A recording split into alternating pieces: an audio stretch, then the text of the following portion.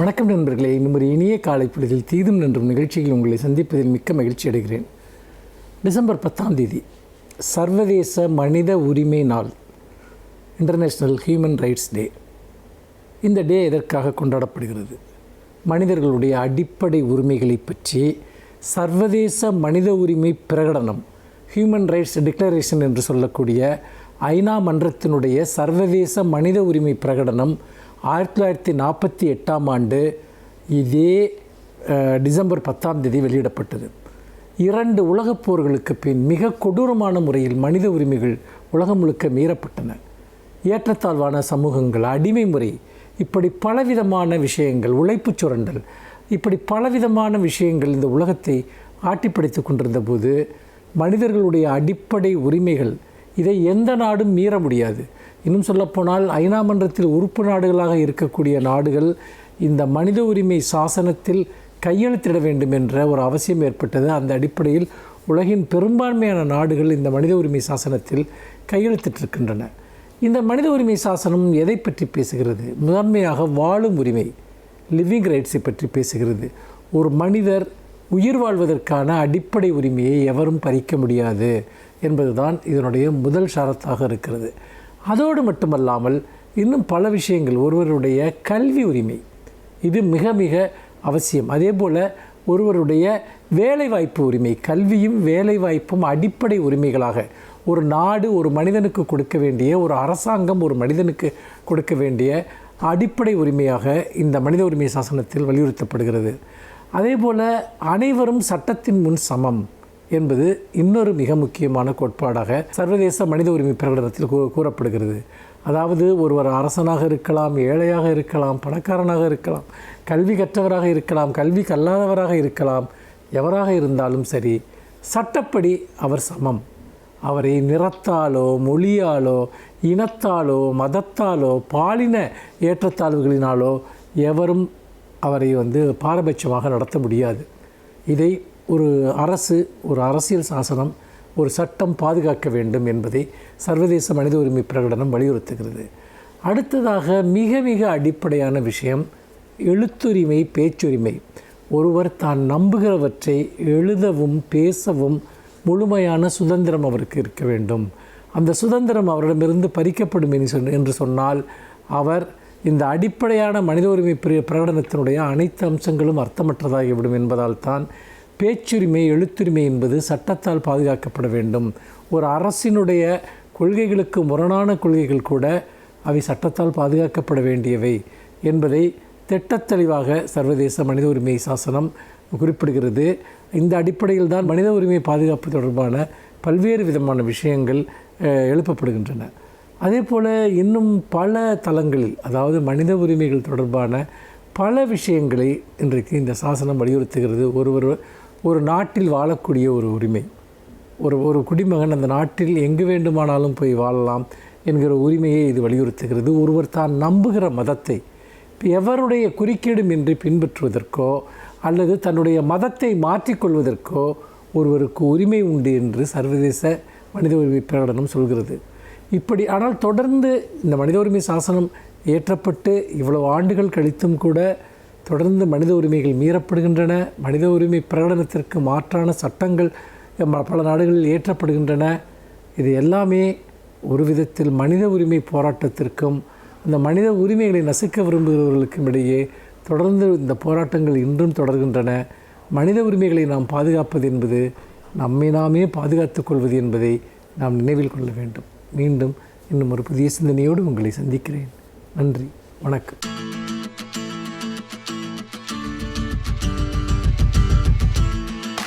அனைவருக்கும் என் அன்பு வணக்கம். உலகத்தில் பொதுவாக பல உரிமைகள் மக்களுக்கு வழங்கப்பட்டிருக்கின்றன. நாம் அறிவோம். மொழி உரிமை, மத உரிமை, பல்வேறு உரிமைகள், குறிப்பாக குடி உரிமைகள், சிவில் ரைட்ஸ் என்று நாம் சொல்லுவோம். ஆனால் உலகம் முழுவதும் இருக்கிற மக்கள் எல்லோருக்கும் தேவையான ஒரு உரிமை இருக்கிறது. அதை பொதுவாக மனித உரிமை, ஹியூமன் ரைட்ஸ் என்று நாம் குறிப்பிடுகிறோம். மனித உரிமைக்கான ஒரு நாள் என்று ஐக்கிய நாடுகள் அவை டிசம்பர் மாதம் 10ஆம் நாளை குறிப்பிட்டது. 1950 இருந்து அந்த நாள் மனித உரிமை நாள் என்று அழைக்கப்படுகிறது. அந்த நாள் உருவானதற்கு ஒரு அடிப்படையான காரணம் உண்டு. 1950 அந்த ஐக்கிய நாடுகள் அவை 45 உருவாயிற்று. அப்படி ஒரு அவை உருவாவதற்கான தேவையையே எது கொடுத்தது என்றால், நாடுகளினுடைய சிந்தனை அல்ல, அறிவியல் வளர்ச்சி அல்ல, 2 உலகப் போர்களும் சேர்ந்து உலகத்தில் மனிதர்களுக்கு அடிப்படை உரிமை தேவை என்னும் உணர்வை ஊட்டிற்று. ஐக்கிய நாடுகள் அவை என்பதே உலகப் போர்களின் விளைவுதான். எப்போதும் மிக மோசமானவைகளிலிருந்தும் சில நல்ல விளைவுகள் வரும், மிக நல்ல செயல்களிலிருந்தும் சில மோசமான பக்க விளைவுகள் ஏற்படும். அதை சைடு எஃபெக்ட்ஸ் என்று சொல்லுவார்கள். அப்படிப்பட்ட ஒரு சைடு எஃபெக்டாகத்தான் பக்க விளைவாக சில நல்ல விளைவுகளும் உலகத்தில் தோன்றின என்றால், 2 உலகப் போர்கள் 20ஆம் நூற்றாண்டின் முற்பகுதியிலே நடந்து முடிந்ததற்கு பிறகு உலகம் அச்சப்பட்டது. இனிமேல் 3வது உலகப்போர் வருமானால் இந்த உலகம் தாங்காது என்று கருதிற்று. எனவே அதை தடுப்பதற்காக ஒரு ஐக்கிய நாடுகள் அவை என்று ஒன்று 45 உருவாயிற்று. அங்கே இருந்து 50வது ஆண்டு இந்த அவை இருந்தால் மட்டும் போதுமானதில்லை, உலகம் முழுவதும் வாழ்கிற மனிதர்களுக்கு மனித உரிமை வழங்கப்பட வேண்டும் என்று சொல்லி அதற்காக ஒரு நாள் குறிக்கப்பட்டது. அதுதான் டிசம்பர் 10 ஹியூமன் ரைட்ஸ் டே என்று இன்றைக்கும் உலகம் முழுவதும் அதை பின்பற்ற வேண்டும் என்கிற ஒரு கோரிக்கை இருக்கிறது. உலக மனித உரிமை நாள் இருக்கிறது. ஆனால் உலகம் முழுவதும் மனிதர்களுக்கு உரிமைகள் இருக்கிறதா என்று ஒரு கேள்வி இப்போதும் பல நாடுகளில் இல்லை. பல நாடுகளில் மக்கள் தங்கள் உரிமைகளை இழந்துதான் தவிக்கிறார்கள். சில நாடுகளில் தாங்கள் விரும்புகிற மதங்களை அவர்களால் பின்பற்ற முடியவில்லை. சில நாடுகளில் அறிவியல் செய்திகளை கூட கூற முடியவில்லை. நாம் எண்ணி பார்க்கலாம், 18, 19ஆம் நூற்றாண்டுகளில் என்ன நடந்தது. அறிவியல் உண்மைகளை கூட வெளிப்படுத்த முடியவில்லை என்பது தானே. அறிவியல் உண்மையை வெளிப்படுத்திய காரணத்திற்காகத்தான் இத்தாலியிலே புரூனோ என்கிற அறிஞன் உயிரோடு எரித்து கொளுத்தப்பட்டான். அதனால்தான் கலீலியோ கொஞ்சம் புத்திசாலித்தனமாக சுதாரித்து கொண்டு தான் கண்டுபிடித்த உண்மைகளை சொல்லாமல் வீட்டு சிறையில் வைக்கப்பட்டாலும் உள்ளே இருந்தே எழுதி செய்திகளை வெளியே அனுப்பியதால் இன்றைக்கும் உலகம் பல வானியல் உண்மைகளை பெற்றிருக்கிறது. எனவே இப்போதும் எல்லா உரிமைகளுக்கும் எல்லா நாடுகளும் ஒன்றும் இடம் கொடுத்து விடவில்லை. ஆனாலும் அடிப்படை உரிமைகள் கூட மறுக்கப்படுகிற நிலை இன்றைக்கு உலகத்தில் இருக்கிறது, நாடுகளில் இருக்கிறது, மாநிலங்களில் இருக்கிறது, பல வீடுகளிலும் இருக்கிறது. நாம் பார்க்கிற ஆணவ கொலை என்பது என்ன?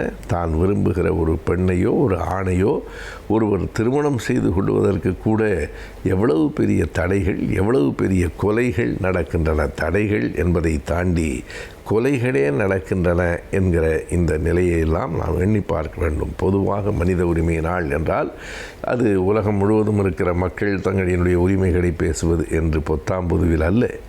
ஒவ்வொரு மனிதனுக்கும் தங்கள் உரிமையை பெற்றுக்கொள்வதற்கு 1000 தடைகள் எல்லா நாடுகளிலும் இருக்கின்றன, உலகம் முழுவதும் இருக்கிறது. சில நாடுகளில் தடைகள் கூடுதலாக இருக்கின்றன, சில நாடுகளில் குறைவாக இருக்கின்றன. ஆனாலும் முழு சுதந்திரம் பெற்ற மனிதர்கள் உலகத்தில் பார்க்க முடியாதவர்களாகத்தான் இருக்கிறார்கள். எனவே மனித உரிமை நாளை நாம் போற்றுவது என்பது வெறும் சடங்காக அல்ல, அது அந்த உரிமைகளை உணர்வுகளில் கொண்டு ஒவ்வொருவரும் உரிமைகளை பெற வேண்டும், ஒவ்வொருவரும் உரிமைகளை தர வேண்டும் என்பதை நினைவில் கொள்வதற்கான நாள்தான் இந்த டிசம்பர் 10.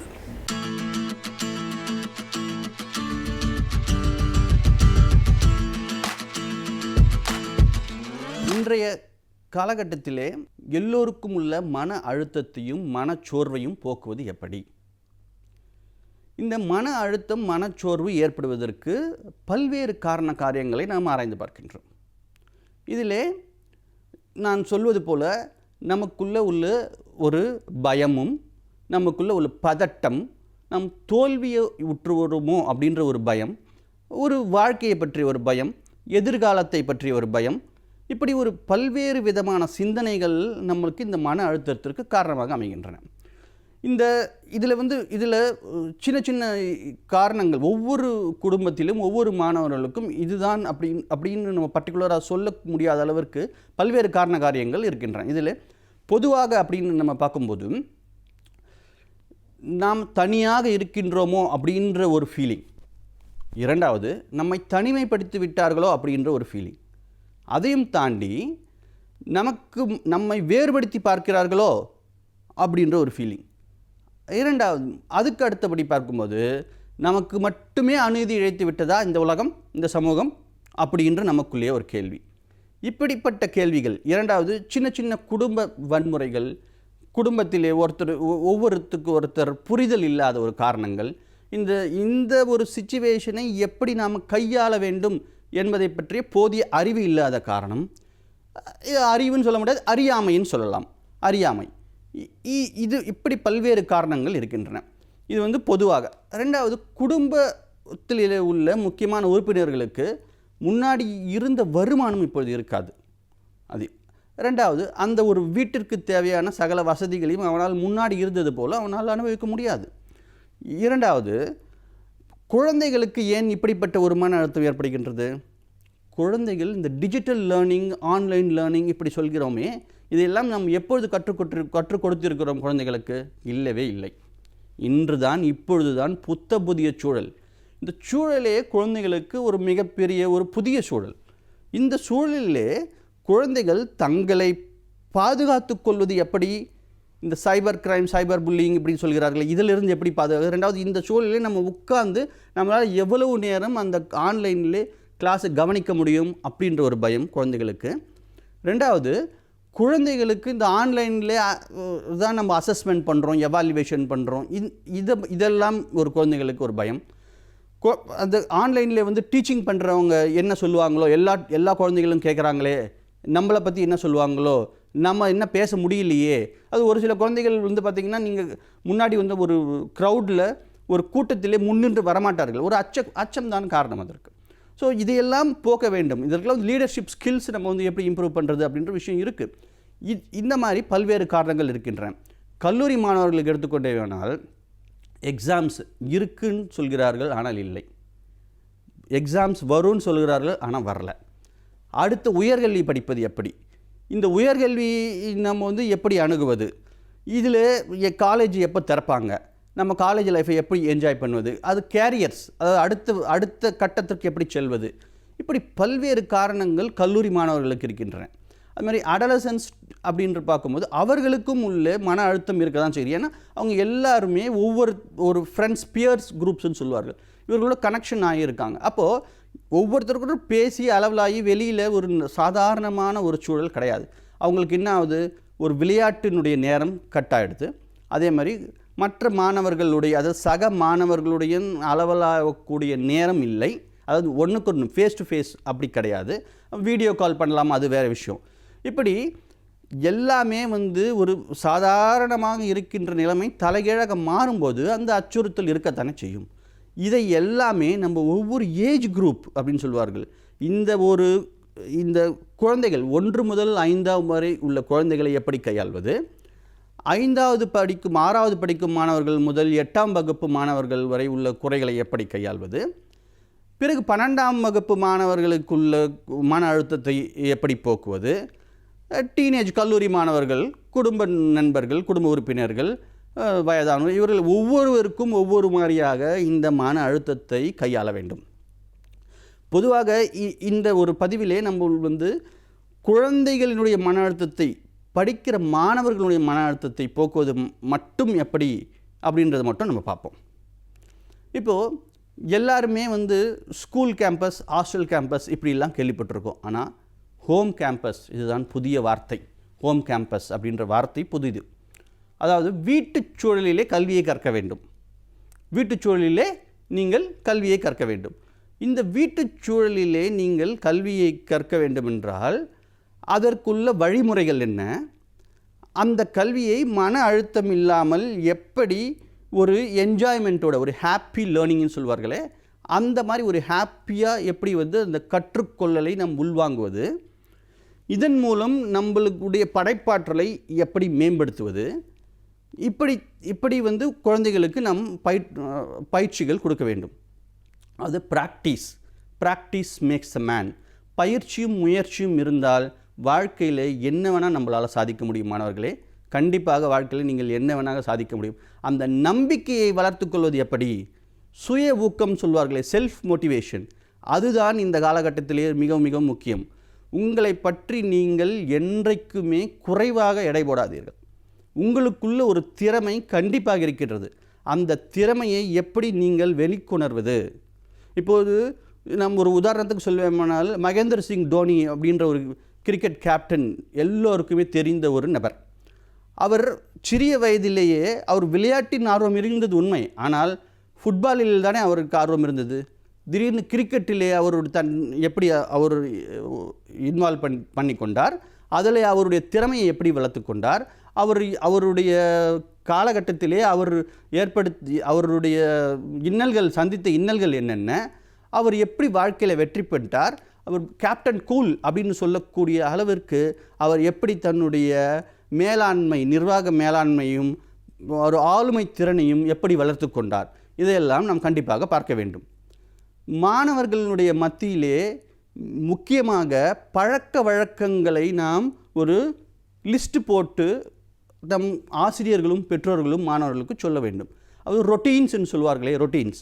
அந்த ரொட்டீன்ஸும் அந்த ஹேபிட்ஸ், இது ரெண்டுமே தான் மாணவர்களை திறன்பட வாழ்க்கையினுடைய தரத்தை மேம்படுத்துவதற்கு உதவும். யோகா, மெடிடேஷன், பிராணாயம், இந்த மாதிரி ஒரு குறிப்பிட்ட ரொட்டீனான ஒரு வாழ்க்கை முறையை நாம் இந்த காலகட்டத்திலே மட்டுமல்லாமல் என்றைக்குமே பின்பற்றுமானால் நம்முடைய மனச்சோர்வு கண்டிப்பாக நீங்கும். இதை தவிர, அதாவது செயல்முறை மூலம் கல்வி, ஒரு மாடல் பேஸ்டு கல்வி, ரெண்டாவது ஒரு மியூசிக் மூலமாக நம்ம என்ன லேர்ன் பண்ணுறோம், ஒரு டான்ஸ் மூலமாக என்ன லேர்ன் பண்ணுறோம், இப்படி பல்வேறு விதமான நீங்கள் கற்றலையும் கற்பித்தலையும் கற்றுக்கொள்ள வேண்டும். ஒரே மாதிரி ட்ரெடிஷ்னல் லேர்னிங்க்கு நீங்கள் போகவே கூடாது. நம்மளுக்கு என்ஜாய்ஃபுல்லாக மூலமாக எதை நம்ம கற்றுக்குறோம், ஒரு மாடல் மேக் பண்ணி கற்றுக்குறோமா இல்லையா, நம்ம குக்கிங் மூலமாக அதில் உள்ள இன்ஃபர்மேஷன் என்னென்னு தெரிஞ்சுக்கிறோம், ஒரு கேமிங் விளையாடுறதுல கூட அதில் நம்மளுடைய லீடர்ஷிப் ஸ்கில்லை நம்மளால் ப்ரூஃப் பண்ண முடியும். இப்படி பல்வேறு விதமான வழிமுறைகளை நமது முன்னோர்கள் வகுத்து உள்ளார்கள். அதாவது இந்த மாதிரி சிச்சுவேஷன்ஸ்க்கு மட்டும் இல்லாமல் என்றைக்குமே இது நம்மளுக்கு மிகவும் பயனுள்ளதாக அமையும். நன்றி, வணக்கம்.